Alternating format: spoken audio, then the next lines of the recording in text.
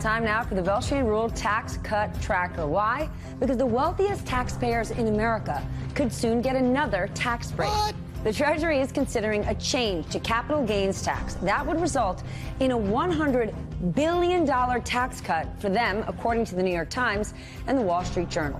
Before we can discuss the pros and cons, let's explain how this would work. Capital gains are profit from the sale of property or an other type of investment like stocks. You know, what rich people have. Currently, we tax capital gains based on the difference between the purchase price and the sale price of an asset.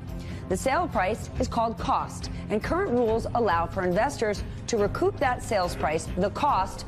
The cost is taxed at a rate of 23.8%. If you invested a cost of $1 million in 1990 and sold that asset for $3 million this year, you would only owe the tax on the difference. That's $2 million. Your tax bill would be $476,000. Well, the Treasury Department could change the definition of cost when calculating the capital gains, allowing for investors to account for inflation when determining their tax liability. The same investment of $1 million in 1990 would now have a cost of about $2 million in today's inflation-adjusted dollars. That means the investor would only owe half as much, $255,000 in taxes. Compare that to the $476,000 without adjusting for inflation, a difference of $220,000, and that's tax dollars the Treasury Department loses out on. This kind of change could result in an estimated $100 billion in tax savings for wealthy investors. It would also dig into the Treasury even deeper, the hole that they are already in from the last round of tax cuts, which again mostly benefit the wealthiest Americans. And Ali, we have to just slow that down. We're not saying this hurts the American worker, but it doesn't help them.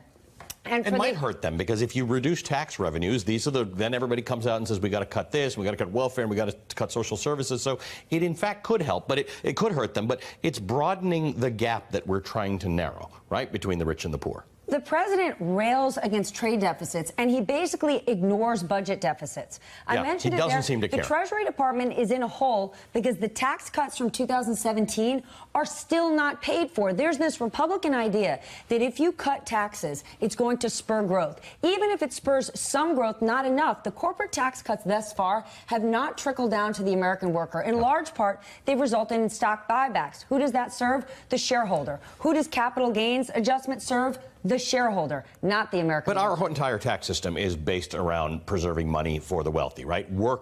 Labor gets taxed more than wealth does. If you have assets and you have capital gains, your tax rate is lower than if you just work for it. So this is just a perpetuation of a problem we've had for a few hundred years in America. It's supposed to be getting better. It's getting worse. It's not a new idea. Larry Kudlow has liked this idea for years. What's stunning is it's what the president campaigned against, much like when he said he was going to close the carried interest loophole, yet miraculously it stayed in the tax system. And now here we are again, and it's certainly a gift to the donor class.